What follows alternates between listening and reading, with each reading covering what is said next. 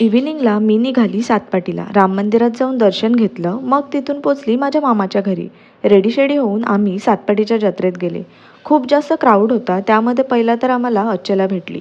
जत्रेत गेले आणि पाळण्यात बसले नाही तर काय एन्जॉय केलं, म्हणून पहिला या राईडमध्ये बसलो. या राईडमध्ये एन्जॉय तर केलं, पण मन काही भरलं नाही.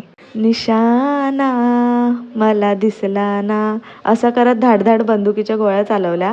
मग पुन्हा दुसऱ्या राईडचे मजे घ्यायला गेलो. आजची माझी राईड पार्टनर होती ही माझी न्यू फ्रेंड. जत्रेत मी पार्ट टाइम जॉब फुगे विकायचं काम केलं. फुगे विकून मग सर्वांना कुणालने आईस्क्रीम पार्टी दिली. सर्वांचं आईस्क्रीम खाऊन झाल्यानंतर आम्हाला पुढे जत्रेत भेटले कविश आणि प्रियश. त्यांना भेटून पुन्हा एकदा राईडचा प्लॅन झाला. आणि या टाईमला कधीच पाळण्यात न बसलेली विज्ञा, तिला आम्ही जबरदस्ती घेऊन गेलो, ते पण टोराटोरामध्ये.